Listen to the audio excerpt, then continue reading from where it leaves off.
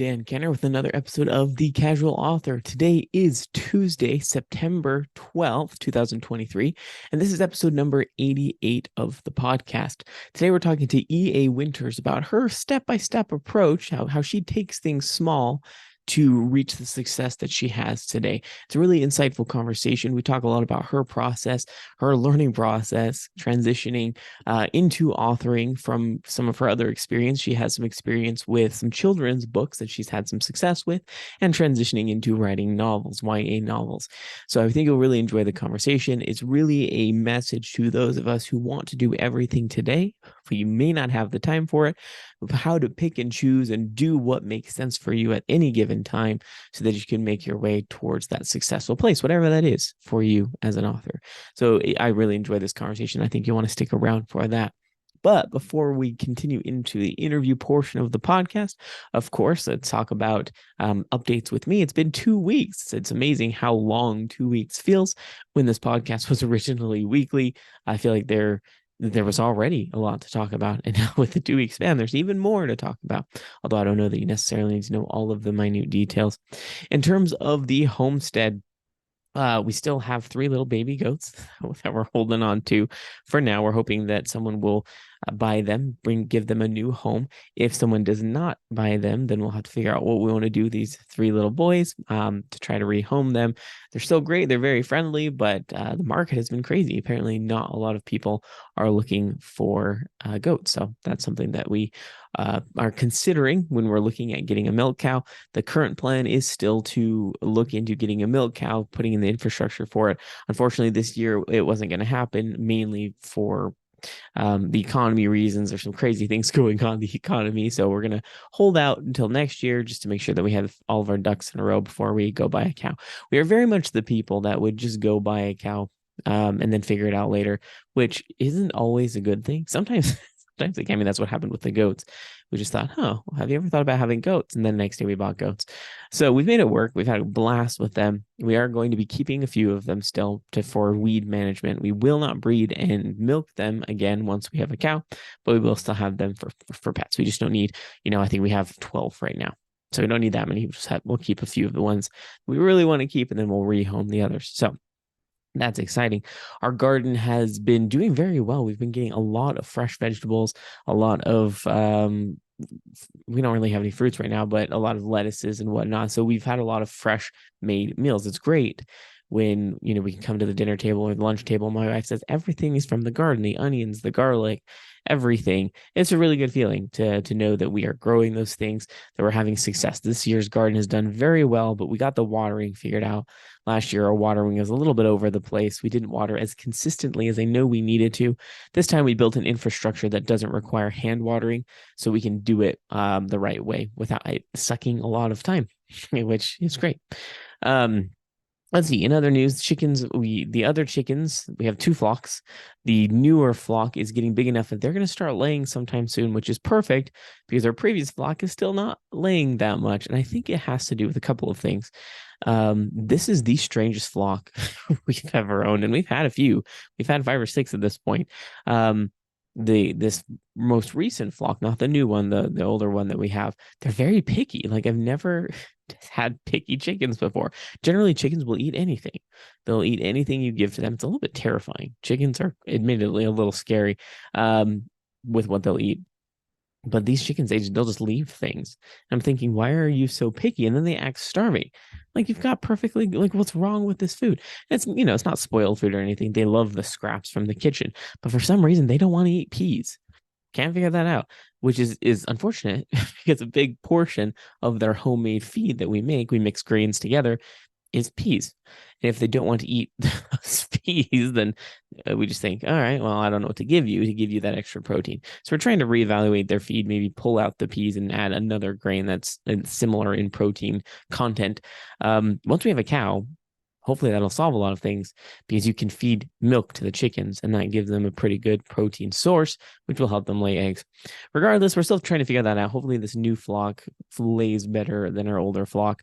The other thing about the older flock is they are a mixed breed. Talked about this before, but we wanted to attempt keeping our chicken operation closed There was some bird flu outbreaks last year, which made us a little nervous. Last thing we want is for our chickens to get sick because we ordered in chicks that had sickness. And anyway, we thought closed system, great. We'll get this hybrid chicken that is partially, they get kind of big for meat, but they also lay a decent amount of eggs. The problem with that is it's you can't really get the best of both worlds. Obviously, it's kind of medium grade on both sides, and that's what we're finding is they're not really laying enough eggs to support our family. We go through an insane amount of eggs with 8 people in this family. I'm talking probably 5 dozen a week. It's wild how many eggs we go through, and the chickens aren't currently giving us that. So hopefully, this new flock, which we did order in, they are all dedicated egg layers, so they're really slim chickens. They're not good for meat, but they'll be good egg layers. At least that's the hope. Crossing our fingers that they lay better. It'd be great not to have to buy eggs, but currently we were having to buy eggs every once in a while, which isn't great. Let's see what other news on the homestead. I think that's everything for the most part. It's just starting to cool down, so we're getting preps to pull everything out of the garden. Not like soon, but probably in about a month we'll be looking at that. Just trying to prep things so that the snow can sometimes surprise you. In terms of authoring, things, I feel like I'm working on too many projects. So that's my main problem with moving the needle on some of these things. I did receive the edits back for Dragon Blooded from my line editor. Full disclosure, I have not even opened to those for a couple of reasons. There are a couple of beta readers that still have the book, which is not a problem. I gave them plenty. I told them to take their time. I want to make sure I get their feedback first so I can integrate it all and not feel like I'm duplicating my work, particularly because when beta reader feedback comes back, I may need to adjust some things which would make some of the edits defunct, right? Maybe I don't need to go through those line edits if I make changes to the actual storyline, but not a problem. I don't have a lot of motivation to open up those edits, to be completely honest with you. The editor has been amazing. She let me know a summary of how many words were generally cut out, and it's very helpful to see that summary. She even sent me a perfectly clean version. I do like to go through each edit to make sure that I agree with it, but it feels a little bit overwhelming. So that's still kind of on this side. I'm in no rush to publish it, so it's not a huge deal. But the 3 Cyber City books, I have gone through and done my round of edits on the first book of the Kids of Cyber City. This is my co-authored series with L. Blaze Hughes. I'm currently working through edits on the second book. It's been a little bit stalled for the past week, and that's primarily because I'm part of a writers group. Back up a little bit. The writers group that I joined a couple of months ago has been really great. It's been my first experience with a writing group, and I found that it's very helpful to get me to understand my writing a little bit differently, look at things from a different perspective. It's been very healthy and helpful for me as an author. However, we decided as a group to enter a short story competition, which needs to be submitted at the end of this month. So I can generally write fast enough to do that. However, I don't have experience with short stories. So now that we've agreed to do this as a writing group, Homestead as a team, which kind of we're a team, we are all going to be writing our short stories and then reviewing our short stories as a part of our writing group over the next couple of weeks. Well, I didn't have a short story, so I have been working on that for the past week. Not a problem. I think I'm at about 8,000 words. I don't really know what the target is. It just has to be under 17,000, which I'm definitely going to hit. But it's interesting because I feel like I'm writing the prologue of an epic fantasy series, which maybe it will become that. It seems like that's where it's trending.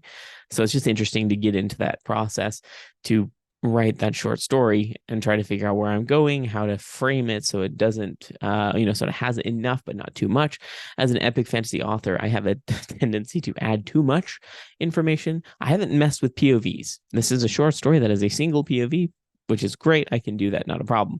But overcomplicating the plot, the political system, the world that we're in is kind of what I do. So, I mean, there's a reason that a majority of my books aren't very short. Dragon Blooded is about 105,000 after edits, so that's not terrible. Still, I think that's a pretty good target for a YA fantasy book. But who knows what the next 5 books are going to look like? It's possible that they'll just get bigger and bigger. But we'll have to see. Obviously, as an author, I'm still learning. So short story, have it submitted by the end of the month, and then we'll see what happens. In any case, whatever happens with the short story, I will make it available to you, to my listeners, and to my readers. I don't know exactly the timeline on that, but yeah, I'll probably just make it free. Honestly, probably send it out with my email list with the shielded ebook.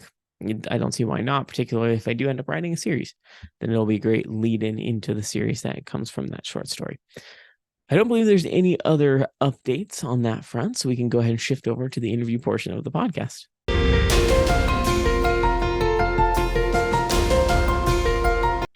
Hey, Aaron, how are you today? Hey, I'm doing great. How are you? Doing excellent. Really excited to talk to you, learn more about you and your books, primarily because we write very similar content in terms of Yes. cleanliness. We'll get into that a little bit later. But I always love to get started finding out more about you. So, how long have you been writing and publishing books? I have been I've been writing and publishing are very different timelines, I feel like. Okay, I've yeah. been writing to I think I started 2017 kind of on a whim. I can talk a little bit more about that if you want to. But it took me a year to write the first book and another year to edit it. And then I ended up I gave it the edit it should have gotten initially. I gave it a new cover and a new title after I noticed some issues and things I had done wrong, and I relaunched it later. Last year in 2022. But I that first one took me, a couple years and stuff, and then I wrote book one of a new series, which is actually Dragon's Kiss, in I guess 2019, maybe. And then and then I got pregnant with my second kid, and all of my writing time turned into eating and sleeping time Mm-hmm. and chasing my toddler and being exhausted. And then I wrote these, couple kids books, and then my husband deployed and I had 202 for a little while over the military, like military deployment. And then I got back writing my novels, which is what I love to do. And I wrote two novels while he was deployed, and then the third one, or the fourth one, and then started launching them. So I launched my fantasy novels. Really, I don't really count the first one, but I could talk about it. I really did it, I guess last year, really. I did a year ago this month, I did The Forgotten Stone, which is my debut that I gave it like new cover, new title, new edit. And then I launched my Dragons and Assassins series last October, and book four came out in June. Which is so awesome. So you kind of rapid release those books. I don't know if it's like Yes, really but I rapid, had but like them kind stacked. of. Yeah. Sort of, kind of. Yeah, like every 3 months ish or something. But people were like, wow, how did you write that fast? And I was like, well, I kind of didn't. Like, I was writing book four when book one launched. Mm-hmm. So I kind of tried to get ahead a little bit so that you didn't have to wait so long. But the rest, after the first book that took me so long to write, it takes me about 4 months now to write a book. Mm-hmm. And I did write Noble Claims in 2.5 months. I don't know if I could do that again with my current schedule, certainly. But yeah, so I usually slate roughly 4 months per book. I mean, I think that's awesome. It's everybody's different, right? I Thanks mean, Stephen King writes a so book in much. like a week, right? But Yeah. some people Yes. take a little bit longer, and I think Yeah. honestly, it doesn't matter how long it takes, just that you know and have a realistic expectation of how long it's going to take. I think that's Yeah. the nice thing is you know what you've done and what you can do. How long are your books roughly? I mean, hovering around 100K, Okay, 100,000 words, which is, yeah, well, for non-writers. I don't know or mostly is it readers or writers that it's mostly writers watch, do you think? Okay. that Well, are roughly listening. 100,000 words then. My first book was 150. So that one was a little bit more, a little over 500 pages. And then, yeah, the rest, I think it was like, 94, 97, 104. Crimson Mm-hmm. Queen was 120. My husband was like, these are longer. Yeah. And then I saw the print cost and I was like, I need to not do that again.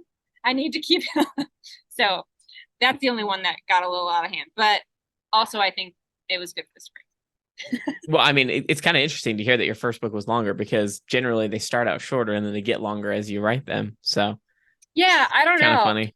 Yeah, I don't know what it was different, but I also had a very different process for that one.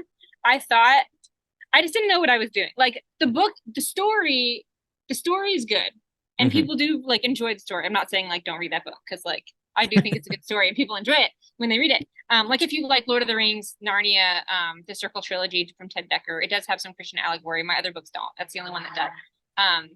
But yeah, it's just different because my process was different. So again, like it took me a year to write, a year to edit. I was working full time, and then I had the baby after that. And yeah, I thought I was a pantser, you know. I didn't outline. I had a very vague, like, oh, this happens and then this happens. I just don't know how they get from here to here. So I had a like general idea, and Mm-hmm. I thought that was just like who I was. like as an author. Like I'm just a pantser. Like that's who I am. Like Stephen King's a pantser, and Tolkien wrote some like he did like semi-pantsing, you know? Hmm. Um, and so I was like, that's just who I am. I'm basically like, I'm not Tolkien, but like, you know, we have things in common. And I'm not that. That's not me. That is not what works well for me at all in my personality. I need an outline. It makes my soul happy. So I just hadn't figured out my process yet. So like the story ended up like good, and it did have those good bones. And I think in some ways it's more creative than some of the other things. Like some of the elements in that story are cooler to me than the other things that I've than some of the other things I've done. Some of my favorite world building, I guess I should say, is in my first book. But yeah, the process I had not figured out yet.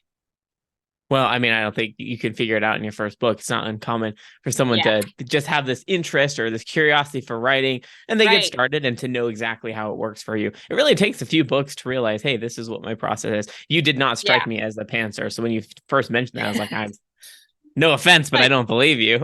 no, yeah. Like, Which is like, I can't believe I thought that about myself. You know? Like that's mhm. not at all that's zero amount my personality. So I don't know. I was just like, yeah, I guess that's just what I like now. That's crazy. Well, but it's once again, it's that introspection, that moment where you can say with definity and honesty to yourself that you are or are not this thing. I think that's Yes. perfect. That's exactly the type of thing you need to realize with a lot of Yeah. decisions you have to make with publishing. Because if you're kind of on the fence about various things, it's just not going to be as effective for you as an author, as a writer. So it's great Yeah. to hear your kind of journey in figuring that out and what it resulted in. Because you've now published 5 books, correct? Yeah, I have 5 Of out. I'm writing, novels. yes, of the novels. And I have 5 novels out. So the standalone debut and then a 4-book saga, that's our complete series. And then I have an offshoot one launching in December. So I'm writing book 2 of that. So I'm writing my 7th, but I have 5 out.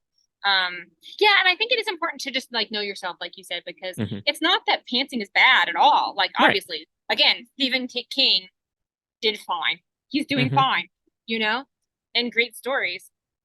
And Brandon Sanderson has a friend or colleague, I guess, Mary Robinette. Hmm. And he does like short stories and some other stuff. I guess you're familiar yet. I love her like writing advice and stuff. And she talks about how the original phrase, you know, like fly by the seat of your pants, it doesn't mean that you are just willy-nilly. It means that you, as a pilot, you know the plane so well that you can feel it in the seat. Like Hmm. you know what the plane needs. And so that makes sense for like story structure and stuff. The stories are going to end up with similar structure if it's really good, because that's the bones of good story. Hmm. How you get there is sort of irrelevant as long as it works for you and your personality. So I really liked how she explained it. I was like, yeah, that makes a lot of sense. And I think once I figured out a little bit better, I'm still tweaking things now, you know, on book 7, but I feel like it gets closer to what actually fits me. And I think that's Hmm. why my second book took me 4 months. It was different, you know, I figured things out a little bit more. Yep. Well, once again, the timeline is going to shift as you realize those things. Another way I've heard it referenced, I'm a Yeah. pantser, by the way. So very, Oh, awesome. I'm Yeah. a big pantser, or Yeah. discovery writer, however you want to call it. But, another way that I've heard someone refer to it is the intuition that an author has around story Yeah. structure and writing is just applied Right. at different parts of the process, right? So with a Right. plotter, their intuition with plot and structure comes in the drafting phase, whereas Yes. the discovery writer, that intuition is applied in flight. While you're writing, Yes. that intuition just comes into play, and you figure it out as you go. Yeah. And honestly, like I said, it doesn't matter. Obviously, you can be successful either way, but what's important is Right. not trying to squish yourself into some Yes. mold that's going to only That's inhibit not you. your ability to be creative. Yeah, if it's not Yeah. you, Yeah. don't try too And hard. Yeah, they're both discovery, I think, too. I think just like it matters where the discovery is, like you were yeah, saying, like you just do it exactly. at different parts. And I want to know what you think about this, because I've had this theory, and a few people, I think I've talked to a few people about it. So thoughts. I feel like for me personally, one of the reasons that I want to outline is because I despise editing. And if I can take as much editing away as possible, it's better. I like the drafting part. I like the outlining and the drafting part. And I love leaving like the little Easter eggs and hints and stuff, but I want to do it on the way and know what to put in. And I don't know what to put in if I don't do it at the, if I find something out then I have to go back and edit. I don't like to edit. And it seems that some people are like, well, I don't really love the drafting stuff. The editing is my jam. I wonder, are editing people and pantser people, are you an editor person? Do you like editing? Or am I I crazy? Am I hate crazy? editing. I Ah, hate darn editing it. so Oh, much. well, No, I've but ruined hang it. on. Hang on. No. I think your theory is correct. And here's why I think it's correct. I think I'm kind of Okay. an anomaly. Like I fully think I'm Okay. an anomaly because I think that there's lots of discovery writers that don't mind editing. They love it. And they're Yeah. like, oh, I love iterating. My brain just can't do editing. It's just not, I don't like it. It bothers me a lot. I But hate I've it also so tried the much. plotting. I've tried the outlining. And Yeah. every time I've outlined a story, I don't want to write the story anymore because I'm bored. I'm like, all right, Yeah. I'm done. I know what happens. I don't Right. care. Like Right. I don't want to write the Yeah. story because I just spent all this time writing in an outline. Yeah. And so I think I'm Like kind in my of head, it's over. I wish I liked editing. I totally wish I did. But to be frank, most of the editing that I've done hasn't been around plot and story. Most of it is Mm. around just like line editing, making the prose more Okay. The beautiful, nuts and those types bolts, of stuff. not the developmental stuff. Right, exactly. So I haven't Yeah. had to do lots of developmental editing. A majority of the time, most people, my beta readers and editors will read and be like, I don't know how that story was so tight, considering you just discovery wrote that whole thing. So Yeah. that I'm grateful for that piece of it, but I still don't like editing. I just, Well, you have the intuition to make the story good and then you just tighten it, well, I Like, don't like that. Yeah, I don't like any process of that. But you got to do what you got to do. the yeah. the editing Yeah. has to That makes happen. sense. So for you, I think that definitely does help. Do you count your outlining in that 4.5 months as part of writing the book, or is the actual writing part after you've outlined that 4.5 months? Well, I I try to put I have an Excel document. See, like if I'm the person who loves Excel documents, why did I think? Anyway, it's Yeah, just me. right. Like I need so I have my pretty Excel document. It is color coded. It is beautiful. It Oh makes my me word, happy. And I know, I'm sorry. I I have love one for it. my word count. And so I in there, I give myself 4 months. And before I was leaving myself actually like so I try to take off a little bit of time between drafts so that I can read a couple books. I want to get one day. This is a tangent. I'm sorry I do this. I want to get someday where I have the schedule that I can have, like maybe when both of the kids are in school or Mhm. something, when I can like write in the morning, maybe like read for fun in my normal lifetime, and then be around for all the kid activities and stuff and after they get off school and evenings and whatever. And so but then I can write consistently in the morning and have that done and then just read as I'm writing. Right now I'm scrimping and saving for time so much to be consistent about writing. If I read, I'm not going to write because I'm like I Mhm. have to know what happens and I get sucked in. If it's really good book, I love to read, so I don't let myself read books Mhm. while I'm drafting, which is part of when if someone says like oh like read this book or read that book, I'm like awesome, I will prioritize two every few like so it's kind of hard to do anyway. I totally get that for sure. Do Especially you? as you have a Yeah. full-time job. I have a full-time job. You've got kids. I've got kids. It's Yeah. one of those things where a lot of if you have to trade off. If you want reading time, you don't get writing time. If you want writing time, you don't get reading time. It just Yes. logically makes sense to Ugh, someone it's with so that hard. schedule. Yeah. Yeah. And it is shifting some, so I'm hopeful. Because I think it's really good for creative refill too, which is why I do want to make sure that I read things between my books. Even around the outlining phase, it's fun. And when I Hmm. do that, I try not to write until I've done those things, which is actually kind of hard for me. I gave myself 2 weeks last time. I didn't quite make it, but I got most of the way through it before writing the next book. And I just put all my thoughts in like just a note on my phone and then organize them later when I filled in the outline. And so I could just like, here's a thought. I have a thought. This is cool. Oh, that's really cool. Because those thoughts die. You have them in the Hmm. shower or when you're driving somewhere and then they're dead. And so you have to write them down or they're gone.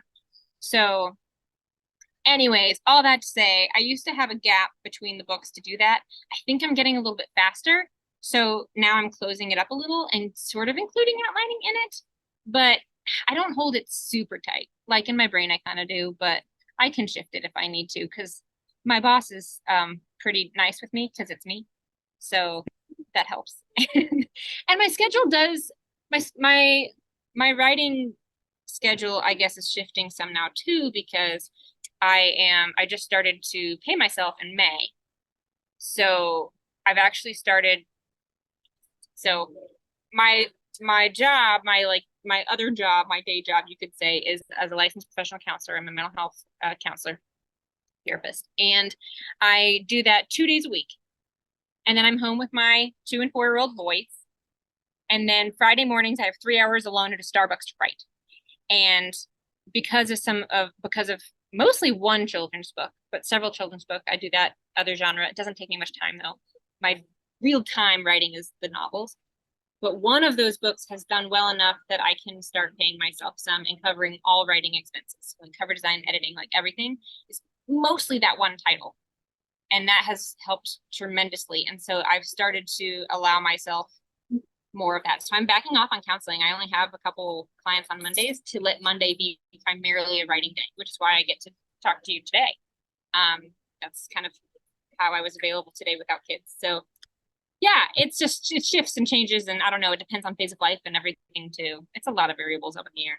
Yeah, there's always lots of variables. I actually had to check the day to make sure that it wasn't Friday. I was like, wait, it's not Friday. Because you said I got fucked at this 3-hour period. And I was like, because Monday I'm starting to pull back and I'm starting to. So what I did was I found out how much money I needed to pay myself to replace the counseling sessions that I am now writing during.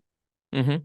So I think this is hearing this is awesome, right? Because the thing about a lot of authors, particularly indie or traditional published, because your success isn't based solely on the type of publishing that you go into. A lot of it comes on reaching your readers, right? The ways to reach your readers are going to be very similar, whether or not you traditional or self-published. It's very similar.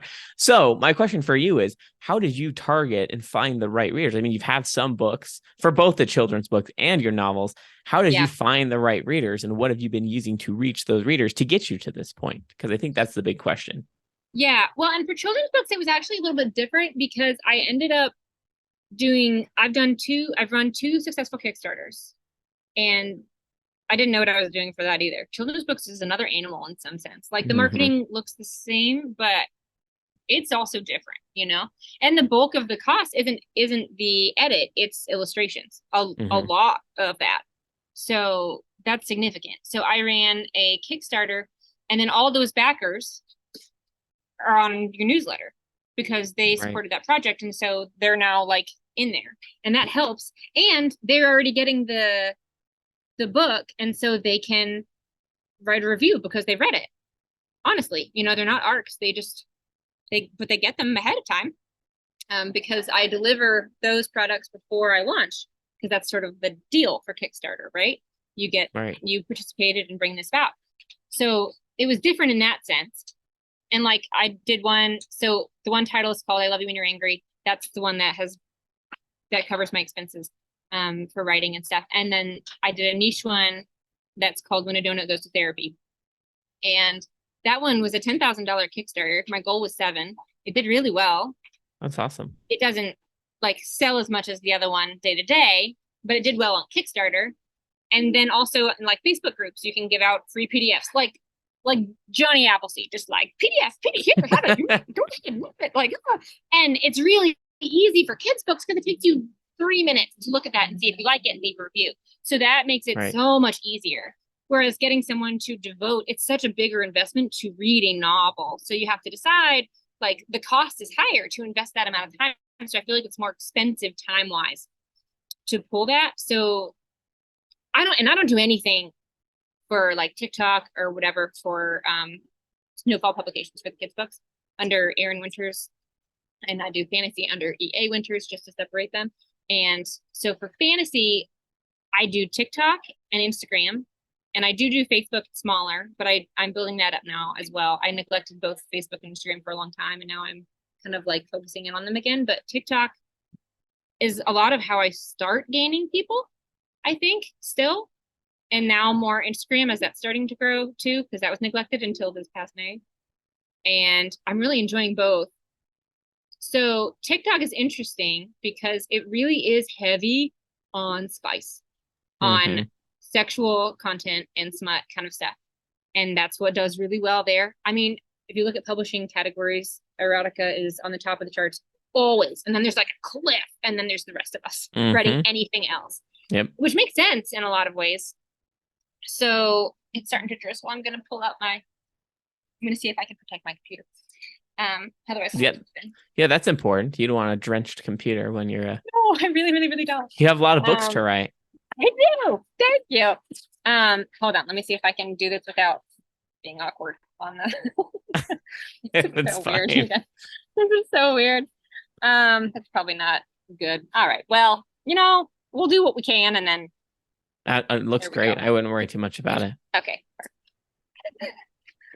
So you can see what I see. I'll have to send you a picture later of what I am staring at because it's okay. So anyways, what was I saying? I have it's like draped around like the camera and half of my computer. I'm stupid. Anyway. Just leave it. It looks perfect. Yeah, don't worry. Perfect. You never know. You'll never know, except for that. Oh well. Sorry. What was I even saying? Oh, you're talking about using TikTok. Spice is the biggest category. Yeah. Makes sense. There's a cliff. Okay, thank you. Sorry. I scatter. I'll always say it's mom brain for the rest of my life. So it's interesting because on TikTok, though, I noticed that when I talked about clean fantasy, those did the best. Mm-hmm. Those videos did best. And even when people were pissed, they did the best because there were also the people who were trying to find me as much as I was trying to find them, and I'm sure you've experienced this too. Yeah. So which is why we connected. It's like, oh my gosh, you too. Okay. Mm-hmm. It's kind of like, oh, finally. So it's, I think part of it is just being very honest about what is in your books. I don't want you to read my book if it's not your thing. Mm-hmm. Like, I don't need your 3-star review saying this was not a paranormal alien romance. Like, it's not. I didn't try for it to be. You should read that in that genre, So I just try to be very honest about what my books actually are. And then it's also really good for testing ad copy and like what works within your genre. So I guess that's the starting point, if that makes any sense or is helpful. No, it is helpful. And I think the things that you described, the fact that your business for your children's book versus the business for trying to reach readers on the other side of your fantasy is different, speaks to knowing your audience, where they're going to be, the types of people you're wanting to connect with, and also just trying different things, right? I have neglected lots of social media for a very, very long time.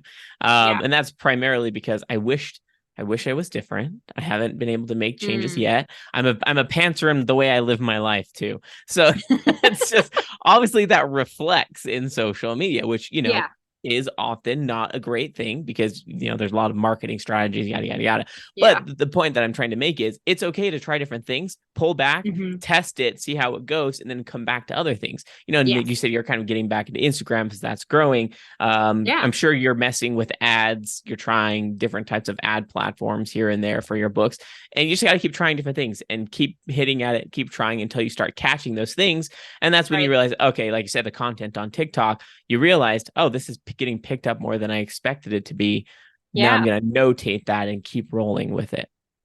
Yeah. Like for me personally, like Instagram, when I say I neglected it, and I had 290 followers in May, mostly just from cross posting, like TikTok videos. And I do have some static posts, but mostly from that and a couple of videos that have done really well. Oh, my little tent has betrayed me. I get way more views on Reels. It's crazy. I was really surprised. Like I have one that did well on TikTok. I don't remember what it got. But it did well for my TikTok. And then on Instagram, it got 350,000 views. Which is really good for me. And so that was like, oh, and I saw a couple and just comparing them. I was like, wow. So you just never know what it will, but we can't move Facebook to say, like, I don't know what it is. We're having a hard time there. So, you just kind of got to like throw spaghetti at the wall. And maybe it's not the platform. Maybe it's just that the approach is different on each one, So it's just, which things do you, focus on, I guess, for yours, for ad and social media, both? Oh, goodness. This is a hilarious question because this is someone who I changed so frequently that it really depends on the time, honestly. To be frank, though, I'm not in the same place you are. primarily my focus is getting a backlist out as soon as Yeah. possible. And Just so writing the next a book. lot of my focus has just been writing the next book, writing the next book. Yeah. And so I've just been focusing on writing and editing just to get it out. I don't have tons of time for social media, and I'll be completely transparent. I don't like it. I've never really liked social media. It's not me. I'm a pretty introverted person. One-on-one conversations suit me way better than putting myself out there. Yes. So you can imagine how uncomfortable it was when my face appeared on over 15 million people's phones when that silly cat video went. I was just like, I feel actually uncomfortable. I almost took it down because I was like, I'm pretty uncomfortable with that. I don't like that so my many face people is are like all over staring the at world. you. Right. I was like, you don't even know Yeah. me. So that the reason I'm saying that is it kind of depends. So I'm trying to focus more on the formal forms of marketing. So ads, Facebook Yeah. ads, Amazon ads, because it doesn't require me to have this social media To do that. presence. However, I'm going to tell this because it's very important. And this is something that if you're a new author and you are introverted, you cannot discount, is that connecting with readers is so important. You can't just rely on ads, because once you make those connections with personal connections with people, they will be friends and I guess fan readers forever. Yeah. So that's Well, why I that's haven't given up on social media. It's like I need to connect with readers. It's a really good way to do that. And the Mhm. video form, I think, is more so because you really get like, you get, I mean, you don't know everybody really, but you get a pretty decent sense of like who Yeah. people are from seeing, you know, like how they in general. Like I haven't met you in person, but when we started talking, I was like, well, that makes sense. Like it's the same, you know, Right. it feels authentic, more authentic than some of the more like produced, I guess, versions of things elsewhere. And I think Mhm. that's what people like about it. It feels more authentic and real, and I can answer direct questions, and like people like that. And I'll say my confidence, I'm outgoing, as you can probably tell, but Yes. sorry. But I also like I got more confident with practice, you know, like anything. And I had people say, "Oh, watching you from the beginning to now, you know, how you would talk about your books." And now like I'm much more confident and like than I was when I started. And it hasn't been that long. So there is a lot of value to it. And I like that a lot. And I would say definitely my core like base of people who are really like strong fans of mine definitely are TikTok people. And I recognize their usernames when they comment and like they're like waiting, you know? And I don't have like tons of people that devoted, but the ones that I have are from TikTok mostly. And then I made a Facebook group private just for them, and we talk and I give them little things and they, you know, but yeah, so it's definitely different. I do Amazon ads mostly for the kids' books. We're just now starting to get more data to run more effective ones for the novels. So that helps a lot. And then I have yet to figure out Facebook ads, and they kind of scare me, but I know that I should be doing them. Yeah, they are a little bit scary. It's just a different ball game. You keep using the pronoun we, and I'm just genuinely curious. Are you referring to you and your husband, or do you have like a team of Sorry, people that you're? I No, I'm curious. I just like, who is we? I want to know who and we is. explained it in my head. I like, you know, I don't know what I was thinking that you should know this that I didn't explain. I actually hired a VA in May. Oh, awesome. That's great. So I get just like 10 hours a month, like not crazy. But I finally, yeah, so in May was an important month for me, like personally, not personally. I mean, I don't know, whatever. It's the same. It's the same. Oh, It's like my soul. Because I started paying myself for the first time ever through books, and because I was able to hire a VA, which has been cool. You know, it took a little bit of like ironing out and stuff, but yeah, I let him do my newsletter. I have someone who runs my Amazon ads for me, which helps because I don't have a lot of time and I really, really hate doing it. Like, yes. No, I get it. I do too. But like it's just one of those things you got to do. you got to do it. And well, and I started doing it myself. So Mm-hmm. like I know how to do it. I'm not as good as the guy that I have for sure, but like I know how. And then I first hired somebody and it was not a fantastic experience.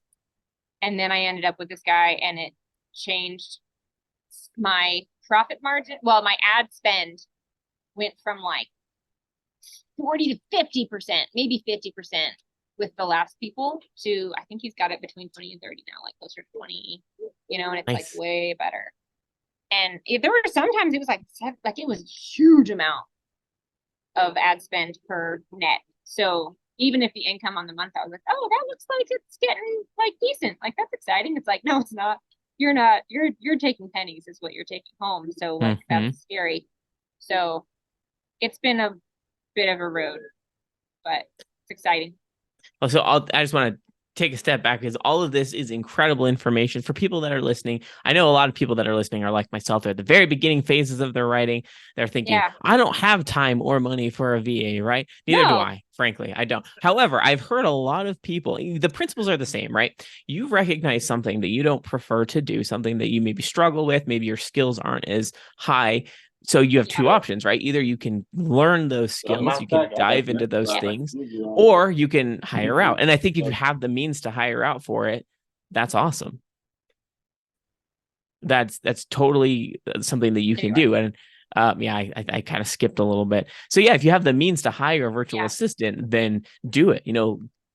I say pawn, that sounds so negative. Assign out the things Chuck it that out you on don't someone else's shoulders. that you don't like to do.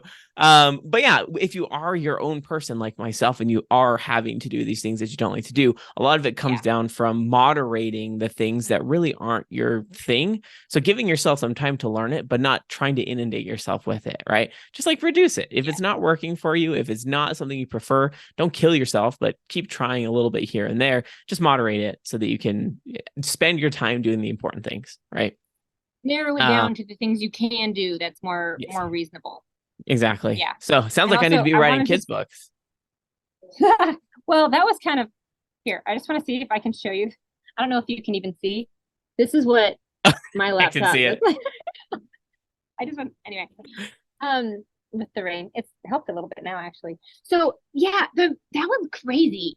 What happened with the that one kids book, and that's the thing is that I'm able to I have a little bit more resources at my disposal, but my fantasy, like my dream, is for that to be primary. You know, Mm-hmm. although I do one or two kids books a year, I want like my fantasy to really be the main thing because that's what I spend my like daily time doing when I'm writing. It's that one. Mm-hmm. Like that's what I spend. Kids books, I work with my illustrator and I adore her and I do that. And then I now I can give my the ad guide does things and I don't do anything else with it. I really don't. I just let it, I don't know. Yeah. I'm trying to be a little bit smarter. Like I did some very niche titles and they like just they don't do as well even Mm-hmm. though it's needed and because at first I was like there's no competition for this number one and number two it's really needed like topics why is this not I don't understand how there's nothing out there and then I made it and I was like this is why but I was also glad that I did offer anyway it's just the whole thing so that's one thing but I haven't always been able to do that you know like I started writing in 2017 and I've done two different genres, and one title in one of them happened to do really well. I mean, for me, it's not like I'm buying a yacht tomorrow or anything. You know what I mean? Like, and my husband works full time, so Mm-hmm. I'm also in a different situation there too. So there's lots and lots and lots of variables. At the same time, when I first started, I was working full time and didn't have kids, and now I have a 2 and a 4 year old, and my schedule's very different. But I certainly am still not swimming in free time. You know, so Why not? Where's all I your free time? No, I'm just kidding. I there get was it. a day that I was like, I'm gonna sit down and I'm gonna see if I can get 30 minutes of writing in while they're both awake, which is gutsy for me. Mm-hmm. And I think it was 5 minutes and somebody pooped their pants or something. And I'm just like, this is it. This is the glamour. This is the glamour they speak of, you know, Mm-hmm. for authors. So it's I don't know. But I tried Facebook ads, you know, by myself. It didn't go great. And then this is why I'm scared of it probably now. And then I learned Amazon ads. I wasn't great at them, but I did okay, you know, Mm-hmm. because they had to learn it myself. And then I looked at things to do, and I'm like, it's too much. I can't do it all. Mm-hmm. And then I said, screw it. I'm going to do one thing. That's why I neglected everything else. I'm like, I will do TikTok. That is the one thing I will do. I will do zero amount other things. And people say, oh, it doesn't take long to cross post or do this or do that. And I'm like, I know, but I don't care. Like, I can't mentally handle it. Like, I can't do it. Yep. I will do one thing. I will do one thing. And that's what I would do. And it was just, I'm just going to write the next book. I'm just going to write the next book. I'm just going to do the next thing. And when I was at Vegas last year for 20 books to 50K, which is the first time I was able to go to a writer's conference ever. First time I went anywhere by myself since I've had kids. Like, really, it was awesome. I was very excited. I went to one of the sessions, and it was a VA taught the session, like a virtual assistant who had done really well with the people she had worked with, about how you can be the CEO of your own business. How you don't have to be a VA to do what I do for them. You can do it for you. And that's why I went, because I couldn't hire one. And I also made an agreement with myself, like, as soon as you can, you will get someone like her to do this. So I just kind of like made it a goal for myself. And here you are. You've made it to that goal. I don't know if I'd say like I did get to hire a VA. It's like, hold on. So I did get to hire a VA. I was very, very excited. Yeah. So it's nice. Yeah, that's awesome. I think this is amazing, and it's encouraging, right? Because there's a lot of people who are in various phases of their publishing, knowing that it's kind of a long game, definitely a long game. Yeah. But different strategies work, trying different things work. So for you, if you had one piece of advice, I mean, you kind of just gave a piece of advice. I don't know another piece of advice to someone who's just getting started or has just published maybe their first book about how they should go about it. Do you have any advice for them? I mean, I think we both hit on pieces of this already, but like, write the next book. Do not spend 10 years making one book. Spend 10 years making 4 books or 6 or whatever you can do. Like, write the next one. If you find out that there was something about the first one that you didn't like, just write it the next time and do it better. Like, don't spend 10 years on one. Don't do that. Stop it. You'll be better by doing the other books. And eventually you stare at that thing so long, you don't even know what's up and down. You're just moving stuff around. You don't know if you're making it any better. You're just getting anxious. That's the only thing you're gaining is anxiety. So like, stop that. Like, don't do that anymore. And yeah, cover design. Even if you can't pay a lot for it, do not do clip art. Don't have your kid draw it. Like, this is your best marketing tool, is that little thumbnail that has to look good when it's this big. Like, please. So I feel like that, the cover, read books in your genre, not in your genre, write ideas down from anywhere. That's a lot of different things, but I feel like that's, and then just write the darn lots of pieces of advice. I don't know. That's what I've got. No, we could definitely go deep into that, but yeah, just validating that, because there's some, I can't recall where it came from. Someone said by the time you've written your millionth word, you'll have learned so much. So if you're writing the same 100,000 words for the next 10 years, you're not actually going to be. Yeah, you're not reaching that goal of, or not even a goal, just that point of I am tenured, so to speak, in the writing part. So, and even the process of it, like, sorry, I know, but even the process of it, like, I wouldn't have known if I spent all that time working on book 1. I wouldn't have known that the process would have been better if I did it this way from the start. Right. Or now I write my blurbs before I write the book. It's so much easier, so much better for me. And it's like, it doesn't sound easier, but for you. For me, it's easier because once I've written the book, I get so bogged down by like all the minute details that I want to include that it's hard to pare it down. But when I haven't done it yet, but I know what the bones are, it's easier for me to write it like snappy copy. It's I can't actually snap, so, but that helps me a lot. So, but whatever that is for you, like and the first book that I wrote, again, people who read it really enjoy it. I can't figure out a way. I can't figure out good ad copy for it. I think it's because of the process in my brain of where I don't know. I can't. That one, I sell it as Lord of the Rings meets Narnia vibes, fantasy quest, and that's true, and that's the best thing that I've gotten, and that is decently effective. But for Dragon's Kiss, I have hit words like Dragon Assassin, Royal Intrigue, and then I have things like an actual elevator pitch. I cannot get an elevator pitch going well for book, the first one, to save my life. I gave up. But I will have an elevator pitch, at least a decent starter log line or tease line or something before I write each book now. And so whatever that is for you, like, I never would have done that if I didn't type my book. Yep. You gotta learn that process. So, well, definitely running short on time, but this has been an amazing conversation. No need to apologize. This has been so enlightening. I do want to give you time to say, where can people find more information about you and your books? Sure, yeah. So my website is eawinters.com for my fantasy novels, and I have a new series launching if you like blackmail, espionage, and clean romance elements for fantasy. It's launching in December. You don't have to have read the Blood and Flame saga, the Dragon's Assassin series I have, but if you have, it takes a secondary character and launches from the aftermath of that series. But it's good on its own.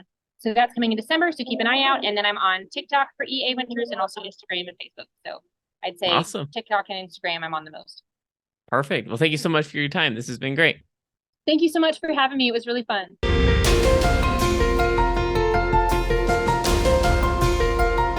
I hope you found that insightful and encouraging, because there's many of us out here who, see Erin's story, EA Winters' story, and think, hey, I'd love to get to that point. I'd love to reach a point where I have the confidence and, I'm starting to see some income from my writing. So step-by-step process, kind of do what makes sense for you at any given time and discard the rest. I think that's the hard lesson that some authors like myself need to learn. Next week, we will be talking to D. Alexander about his experience writing a story that was a passion for him, even from his teenage years.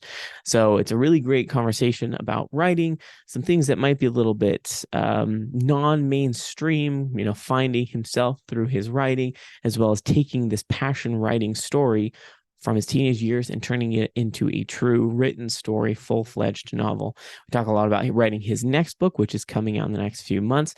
So I think you'll really want to tune in for that conversation. It's very helpful and very insightful. So as usual, if you'd like to join me on the podcast, let me know. You can email me at authordkenner@gmail.com. Or, of course, you can head to dankenner.com/podcast. There's a submission form there where I learn some information about you and what you'd like to discuss on the podcast. I love all sorts of people, regardless of where you are in the publishing journey. So thank you again for listening, and I hope to have you listen next week.